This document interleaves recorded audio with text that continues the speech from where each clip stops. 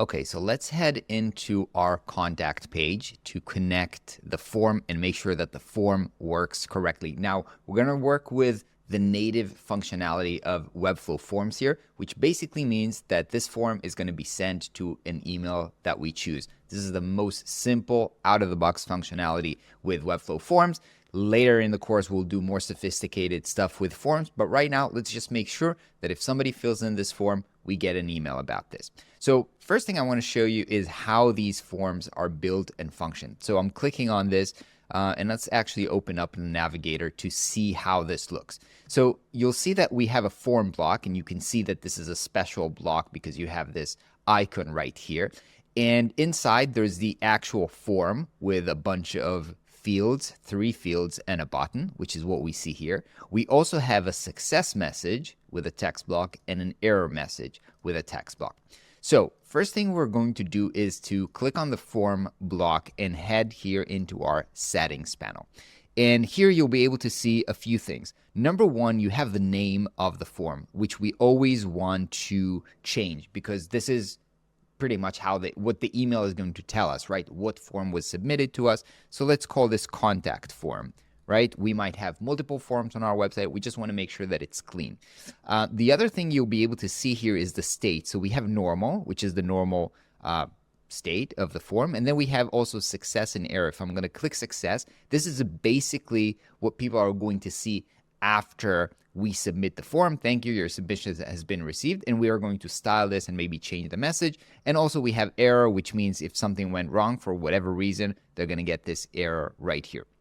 So I'm going to go back to normal, and now I'm going to select each one of the fields in the form because I want to make sure that they have the right name for them. This is also important because when we're going to get an email, it's basically going to say, this field had this data and this field had this data. So we want to make sure that we understand what we're reading in the form. So I'm clicking on the name and I can see here that we have the field name and its name and its text plain. Is it required? We can set it up to be required so this form cannot be submitted without it. I don't want to do this in this case, but I'm going to click on email. And email, you see this one is called name to. This doesn't make sense, so I'm going to change this to email. In the name and also in the ID here at the top, I'm going to set this to email as well. I want to make sure that they are the same. Text, I can actually set this to be an email, and that way if they're not writing the email correctly, it's going to validate it. And this one I'm going to set it as required because if somebody's going to send me a message on my website and doesn't have an email, I can reply to them. So it's not very helpful for me. So that's what I'm going to do here. And in this message, now this one is just called field. So let me change this to message, and I'm going to write message in the ID as well. This is, I can change the placeholder, which is what we're seeing here. I'm not going to change it. This one is not necessarily required. Whatever, let's just keep it this way. Okay, so now we have the naming and ideas. That's the first thing that I'm doing. Now let's take care of the success message. It's pretty ugly with this gray background, and thank you, your submission. First, let's change the text. So thank you, I'll be in touch soon, or something nicer. Now I'm going to select this. You see it's called success message. Let's go into the styling panel. Although it's called success message, we don't have by default a tag here, a class for it. So let's give it a class. Let's call this success message, or maybe form success message. That would be clear, form success message. And now that I'm giving it, you see the name has been changed here. You can see that by default it has this gray background. Let's actually remove that. Let's do a white background, but let's give it a border. We haven't done borders previously, so let's try and do that. You can see that right here we have borders. Now I can choose just top border, right, left, and that's borders for this box. In this case, it's good that the middle is selected, so it's all of them. I'm going to set the style to like a solid line, 1 pixel of black. Let's see how that looks. Maybe actually let's make it 2 pixels, so it's kind of like stronger. Yeah, something like this. Nice. If I want to make it round corners, that's also the place where I can do round corners if I think that's cool and that's aligned with what I have. Actually, you know what? Let's also make kind of like a green, this kind of like a green background to it, because green is like success, right? Yes, it was sent successfully. So I've went here into the green, copied the color from here, go into the success, background, paste the color here. Yeah. And so in this case, maybe we also want the text color to be white so that it's clearer. Okay. So this is my pretty ugly, to be fair, success message. But at least we understand how to style it. We go back to the, let's go to the form block, go back to the normal, see if we want to make changes in the error. No. And again, error might happen because there's a backend problem with Webflow or something, or I don't know. I don't really know when errors happen.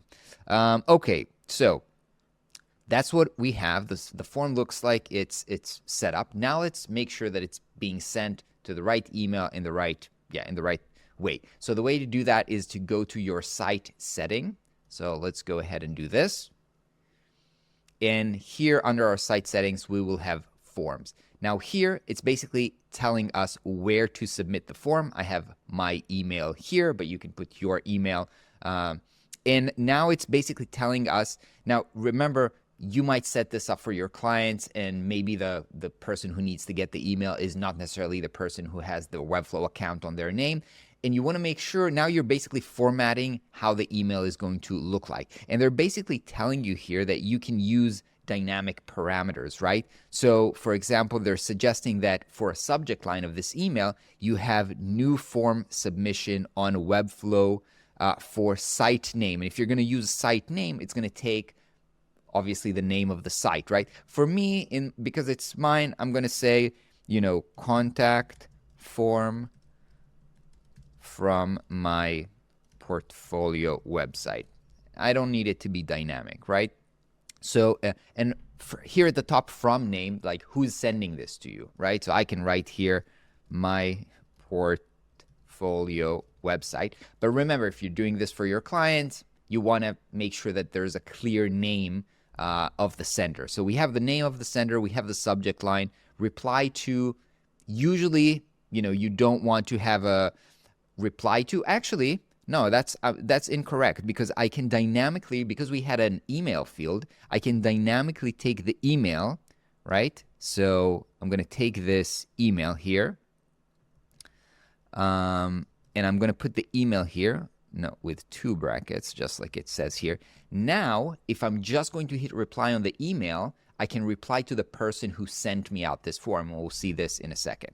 Okay, so this is obviously relevant only when people submit their email, and the form, and remember why we gave a name to the fields, and it was important to give proper name to the fields, because now I'm referring to that field that is called email. It's important that I gave it the name email. One thing that I'm not sure that I did correctly is use uppercase E.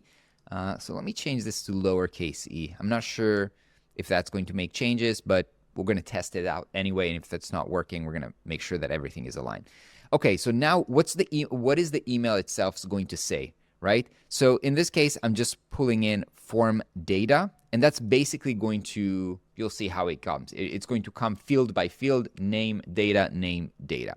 All right, so that's it. We're not using CAPTCHA, which is, what they need to do to submit to show that they are people.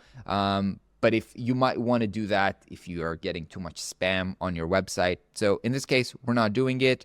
So we're basically set up. So I'm going to go ahead and save changes. And now I want to test this out. Now, we haven't published the website yet. You can see I can hit publish from here. But actually, let's do it from the designer.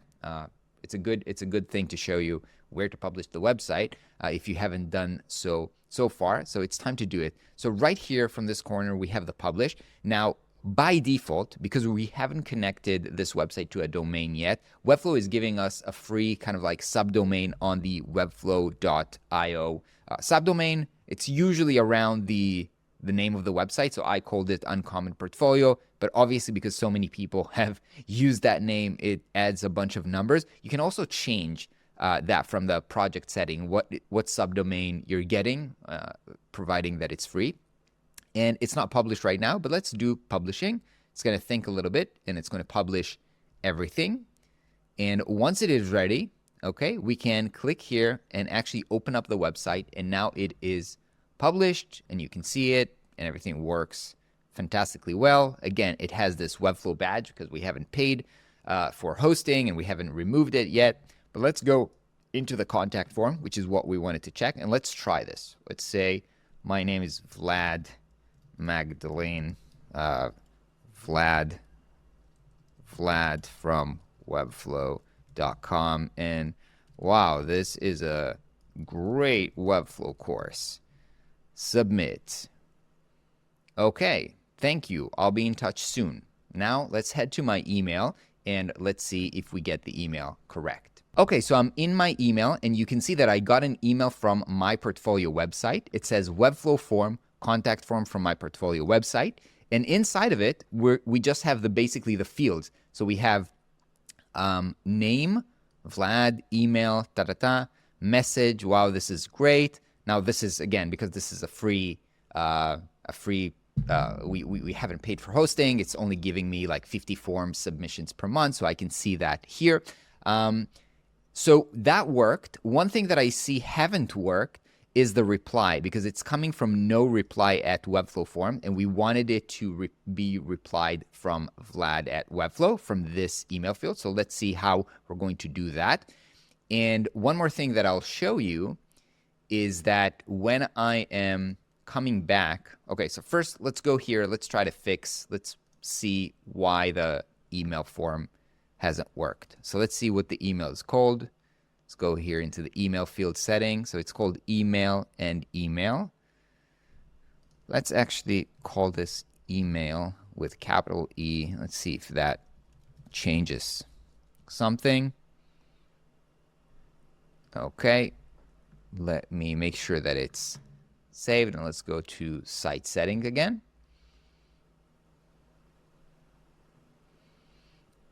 Okay, what I wanted to show you is here under forms. Now at the bottom here, you'll be able to see everything that was submitted. So you can see historical data of the form submitted on a website here at the bottom of the form.